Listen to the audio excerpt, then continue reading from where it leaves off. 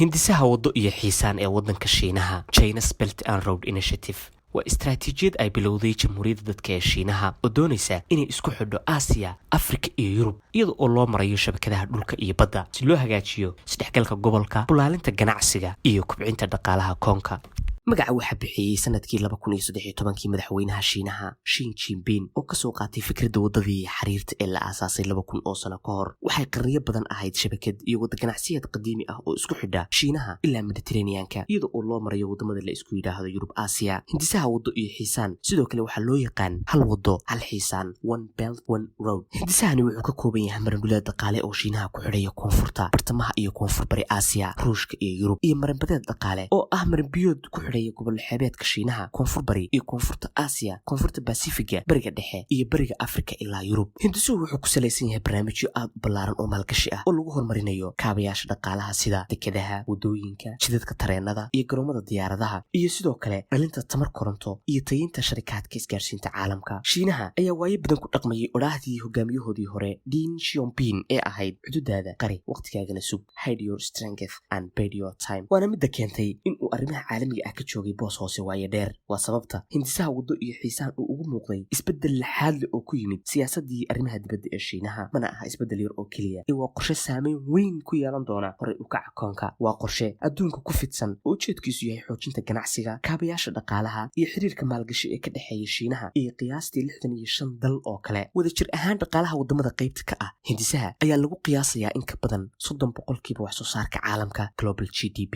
62% dadka adduunka iyo 75% kaydadka tamarta ee la ogyahay. haddaba in lagu hamiyo mashaariic baaxaddaas leh waa arrin aan sahlanayn, balse waxay u egtahay Shiinuhu in uu aaminay inaad wajahdo umuuraha ka kan ayay ku dhex jiraan fursadaha midhalka noqdaa. hindisaha qaybta wadada the road inkasta oo loogu yeedhay wado, haddana waxaa loola jeedaa shabakad badeed ah marinbiyood maraakiibtu see kala gooshaan Shiinaha, koonfur bari Aasiya, Afrika ilaa Yurub. dhinaca kale xiisaan the belt waxaa loola jeedaa marinada dhulka ee isku xidhaya Shiinaha, bartamaha Aasiya ilaa Yurub. qaybta ugu joog dheer hindisuhu ilaa hadda waa kaabayaasha dhaqaalaha. tusaale ahaan Kenya, Shiinuhu wuxuu ka hirgeliyey wado tareen oo ku kacday 3.2 bilyan oo dollar. jidkaas oo isku xidhaya dekedda Mombasa iyo caasimadda dalka ee Nairobi. in loo kala safro labada magaalo hadda waxa kaliya oo ay qaadanaysaa 4 saacadood iyo badh oo u dhiganta qiyaastii 3 meelood oo hal meel waqtigii ay qaadan jirtay nidaamkii hore ee tareenka. ma ahan Kenya oo keliya, balse dunida oo dhan hindisaha wado iyo xiisaan waxa uu uga dhigan yahay balaayiin dollar oo maalgashi ah. wadanka Sri Lanka ku dhawaad 200 oo milyan oo maalgelinta Shiinaha ah ayaa la geliyay garoonka labaad ee ugu weyn wadanka, inkasta oo maalgashigaas oo dhan kadib uu noqday garoonka caalamiga ah ee ugu mashquulka yar dunida,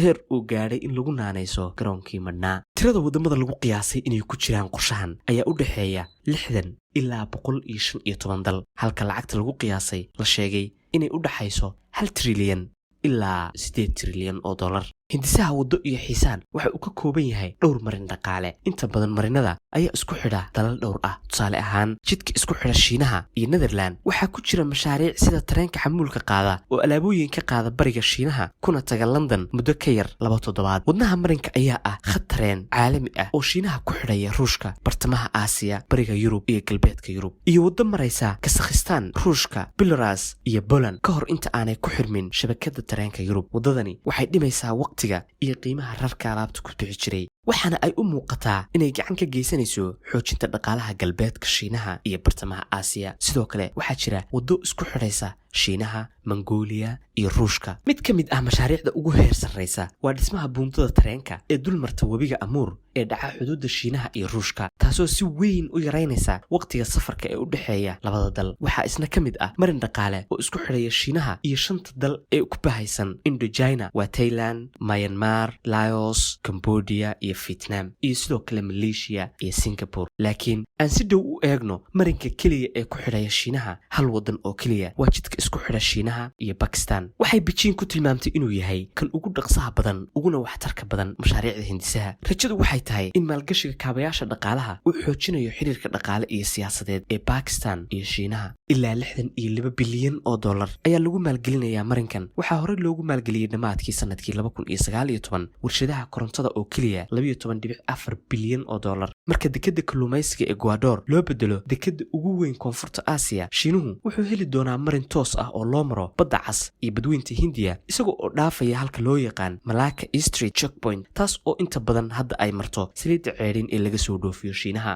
jidkani wuxuu sidoo kale sahli doonaa in Shiinuhu uu alaabtiisa ka iibiyo dabaqada dhexe ee reer Pakistan. Wadadani waxay isku xidhi doontaa gobolka Xinjiang ee dhaca galbeedka fog ee Shiinaha iyo magaalo xeebeedka Pakistan ee Gwador. dhanka kale jiritaanka marinkan ayaa sidoo kale abuuray mid ka mid ah caqabadaha siyaasadeed ee ugu adag guud ahaan intuu socday Hindiya ayaa ka muujisay walaac ah in marinku uu maro dhulka lagu murunsan yahay ee Kashmir iyada oo joojisay taageerada mashruuca ilaa laga xallinayo tabashooyinka juqraafiyadeed ee ka dhashay. dadka qaarkood waxay yiraahdaan mashruucu waa olole suuqgeyn oo loogu talagalay sidii lacagta Shiinaha loogu heli lahaa maalgashi. waxa kale oo jira doodo badan oo ku andacoonaya in diblomaasiyadda dabinka deynta debt trap diplomacy ay ku hoos duugan tahay hindisaha iyo mashaariicdiisa. xarunta horumarinta caalamiga ah ee fadhigeedu yahay Washington ayaa walaac xooggan ka muujisay ilaa 8 wadan oo hela lacagta maalgashiga hindisahan. waxaa ka mid ah Pakistan, Maldives, Mongolia iyo xitaa Djibouti oo ah waddanka kaliya oo Shiinuhu uu ku leeyahay saldhig military oo ka baxsan waddankiisa. xaruntu waxay sheegtay in wadamadan uu Shiinuhu lugaha u geliyay deyn sii kordhaysa maalinba maalinka ka dambaysa, dhaqaalahoodana ay geliyeen khatar. waxay qaadanayaan deyn si ay u bixiyaan dulsaarka deymihii hore, waana mid halis gelinaysa madax banaanidooda. 7 ka mid ah 10 shirkadood ee dhismaha ee ugu waaweyn caalamka waxaa laga leeyahay waddanka Shiinaha.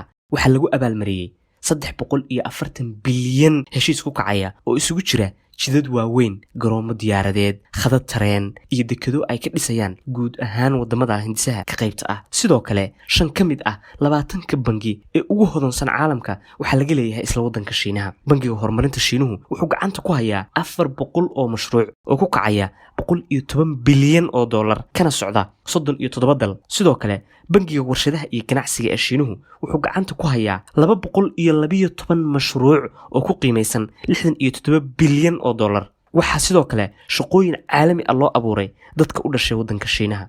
haddaba sidee buu hindisuhu uga qayb qaadanayaa wax soo saarka waddanka Shiinaha? hindisahan ayaa la filayaa inuu kordhiyo wax soo saarka Shiinaha eber dhibic 1% 5 sano ee soo socota, taas oo ka dhigan in ujeedada dhaqaale ay kaliya tahay mid ka mid ah ujeedooyinka hindisahan. tan labaadse oo ah tan ka weyn dhaqaaluhu ay tahay ujeedo istiraatiijiyadeed. dhinaca kale Shiinaha ayaa la kulmay dib u dhac markii hogaamiyayaasha wadamada qaarkood ee saxiixay mashaariicda hindisuhu aan dib loo soo dooran.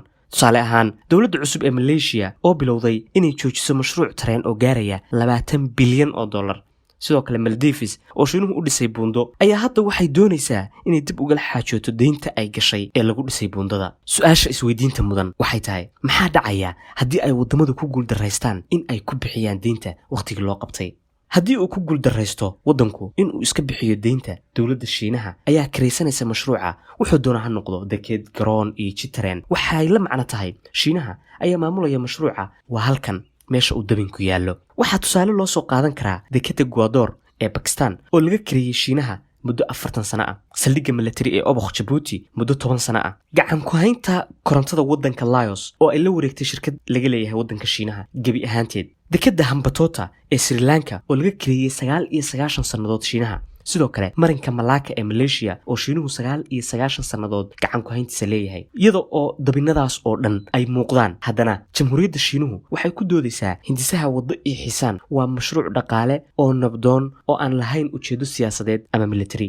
taariikhda dhamaystirka hindisuhu wuxuu ku eg yahay 2049 taas oo ay ka dhiman tahay 28 sano. sababta loogu beegay xilligaas ayaa lagu sheegay inay ku aadan tahay sanad guuradii 100aad ee ka soo wareegtay aasaaskii jamhuuriyadda dadka ee Shiinaha.